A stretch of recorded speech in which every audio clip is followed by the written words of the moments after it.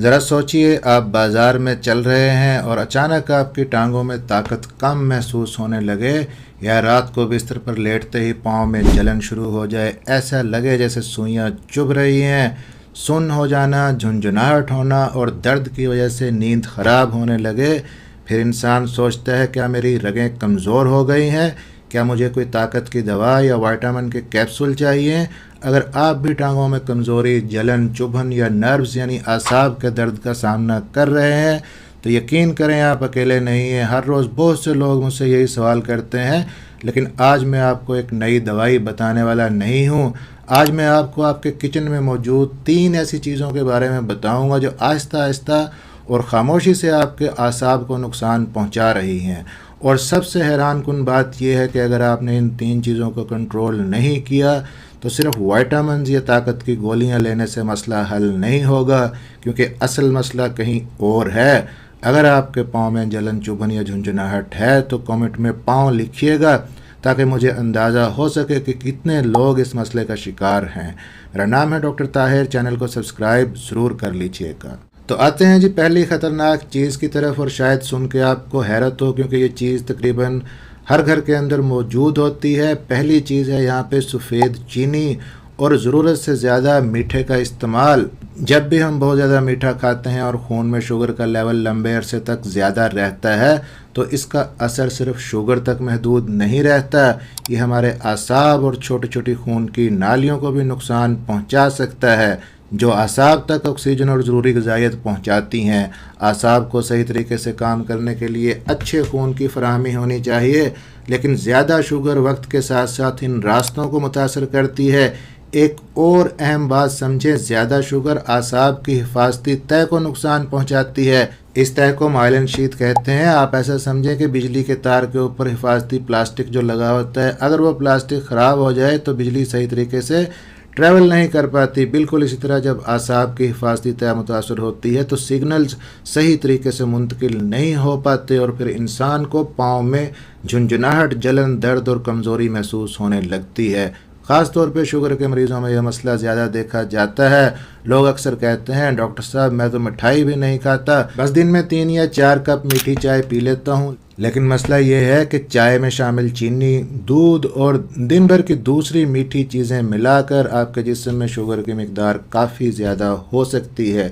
اس لیے صرف مٹھائی چھوڑ دینا کافی نہیں ہوتا، آپ کو اپنی روزمرہ کی چھوٹی چھوٹی عادتوں پر بھی نظر رکھنی ہوگی۔ کوشش کریں کہ چائے میں چینی کی مقدار کم کر دیں، کولڈ ڈرنک سے بچیں، پیک شدہ جوسز نہ پئیں، ان میں بہت زیادہ شوگر ہوتی ہے۔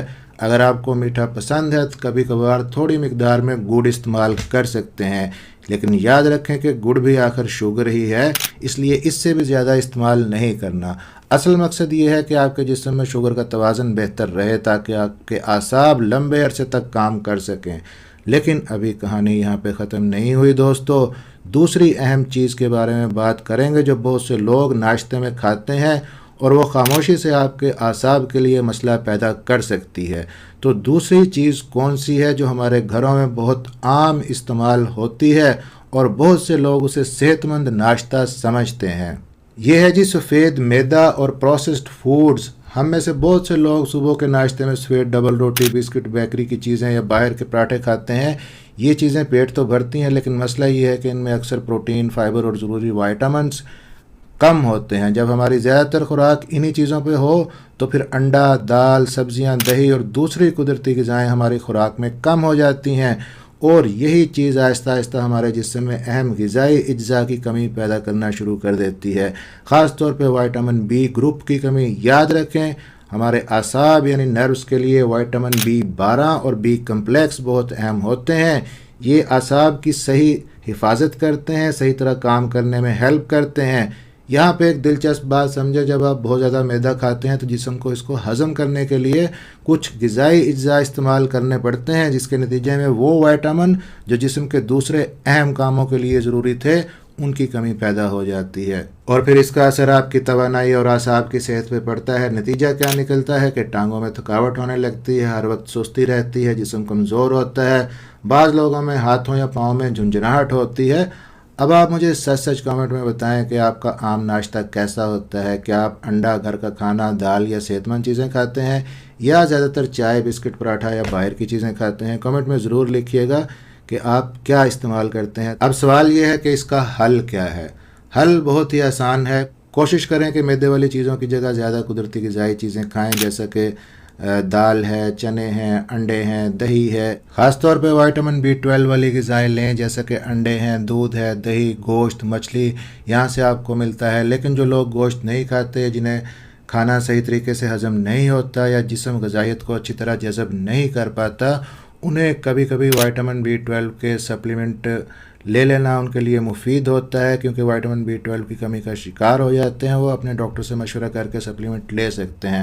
اب آتے ہیں تیسری ایسی چیز کی طرف جو شاید آپ کے گھر میں روزانہ استعمال ہوتی ہے، اور یہ چیز صرف وزن ہی نہیں بڑھاتی بلکہ جسم کے اندر سوزش یعنی انفلیمیشن کو بھی بڑھا دیتی ہے۔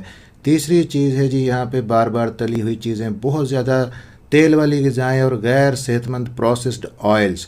ہم کھانا پکانے کے لیے جو تیل استعمال کرتے ہیں ان میں سے بہت سے تیلوں میں اومیگا 6 فیٹس کی مقدار زیادہ ہوتی ہے۔ اگر یہ توازن سے زیادہ استعمال ہوں تو جسم میں سوزش بڑھنے کا امکان ہوتا ہے، اور یہ سوزش اعصاب کو بھی متاثر کرتی ہے، جس سے کچھ لوگوں میں درد، جلن اور خاص طور پہ کمر سے ٹانگ تک جانے والا درد بڑھ سکتا ہے، جسے عام طور پر شیاٹکا پین کہا جاتا ہے۔ یہاں پہ ایک اہم بات سمجھے، مسئلہ صرف تیل کا نہیں ہے۔ اصل مسئلہ یہ ہوتا ہے کہ تیل کو بار بار گرم کیا جاتا ہے، روزانہ ڈیپ فرائیڈ چیزیں کھانا اور ضرورت سے زیادہ کیلریز لینا، کیونکہ اس سے وزن بڑھ سکتا ہے اور وقت کے ساتھ ساتھ شوگر کا مسئلہ بھی بڑھ سکتا ہے۔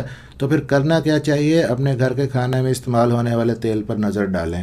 کوشش کریں کہ بہتر معیار کا تیل استعمال کریں، مثلا دیسی گھی مناسب مقدار میں، یا سرسوں کا تیل، یا ایکسٹرا ورجن اولیو آئل، زیتون کا تیل۔ یہ جسم کو توانائی دیتے ہیں اور آپ کو ہیلدی فیٹ دیتے ہیں۔ یاد رکھیں کہ آپ کی روزانہ کی چھوٹی چھوٹی غذائی عادتیں ہی لمبے عرصے میں آپ کی صحت پر اچھا اثر ڈالتی ہیں۔ اب بات کرتے ہیں، اگر آپ کو پاؤں میں جلن، چبھن یا سن ہونا، جھنجھناہٹ بار بار ہوتی ہے تو آپ کو کیا کرنا چاہیے؟ سب سے پہلے تو ان علامات کو معمولی سمجھ کے کبھی بھی نظر انداز نہ کریں، کیونکہ کبھی کبھی یہ جسم کے اہم حصے کی طرف اشارہ کرتے ہیں کہ اندر کوئی مسئلہ چل رہا ہے۔ اگر آپ کو یہ مسئلہ بار بار ہو رہا ہے یا روزانہ محسوس ہوتا ہے تو چند اہم ٹیسٹ ضرور اپنے کروانے ہیں آپ نے۔ مثلا اپنا fasting blood sugar level check کروائیے، HbA1c کروائیے تاکہ پچھلے 3 مہینے کا شوگر کا ریکارڈ پتہ چل سکے۔ وائٹامن B12 کا لیول ایک آپ نے لازمی چیک کروانا ہے، اور تھائرائیڈ کا ٹیسٹ بھی ڈاکٹر کے مشورے سے آپ کروا سکتے ہیں، کیونکہ ان چیزوں میں خرابی بھی اعصاب کے مسائل پیدا کرتی ہے، نروز کو کمزور کرتی ہے۔ روزانہ صبح تھوڑی دیر دھوپ میں بیٹھیں، وائٹامن D لیں، ہڈیوں کے لیے ہی نہیں صرف بلکہ جسم کے کئی اہم کاموں کے لیے ضروری ہے۔ اور اپنے نروز کی صحت کو برقرار رکھنے کے لیے خوراک میں 2 خاص چیزیں شامل کرنے کی کوشش کریں۔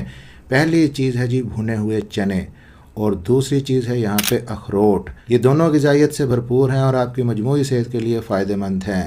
روزانہ تھوڑی تھوڑی واک کریں، خاص طور پہ آرام دہ جوتے پہن کے چلیں، کیونکہ اگر پاؤں سن ہونے لگیں تو کبھی کبھی چوٹ لگنے یا کوئی چیز چبھنے کا احساس کم ہوتا ہے، اور انسان کو پتہ بھی نہیں چلتا کہ پاؤں کے اوپر زخم بن چکا ہے۔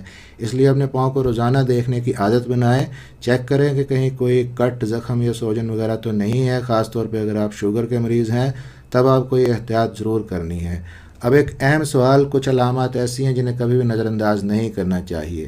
اگر ان میں سے کوئی علامت اچانک ظاہر ہو تو وقت ضائع کیے بغیر فوراً اپنے ڈاکٹر سے رجوع کرنا ہے۔ اگر اچانک جسم کے ایک حصے میں کمزوری آ جائے، چہرہ ایک طرف ٹیڑھا ہو جائے، بولنے میں مشکل ہونے لگے، اچانک پیشاب یا پخانے پر کنٹرول ختم ہو جائے، یا کمر کے شدید درد کے ساتھ دونوں ٹانگوں میں کمزوری محسوس ہونے لگے، یہ علامات کسی سنجیدہ مسئلے کی طرف اشارہ کرتی ہیں۔ ایسی صورتحال میں فوری طبی امداد کی ضرورت ہوتی ہے۔ یاد رکھیں، چھوٹی چھوٹی تبدیلیاں ہی مستقبل میں بڑی بیماریوں سے بچانے میں آپ کو ہیلپ کرتی ہیں۔ اپنی خوراک کو بہتر کریں، اپنی شوگر کو کنٹرول کریں، ورزش کو زندگی کا حصہ بنائیں اور اپنے جسم کے اشاروں کو سمجھیں۔ اگر آپ کو لگتا ہے کہ یہ معلومات آپ کے لیے ہیلپ فل ہیں تو ویڈیو کو لائک اور شیئر ضرور کر دیجیے گا، چینل کو سبسکرائب کر دیجیے گا۔ اپنا خیال رکھیے گا، دعاؤں میں یاد رکھیے گا۔ ملتے ہیں اگلی کسی ویڈیو میں جی۔ اللہ حافظ۔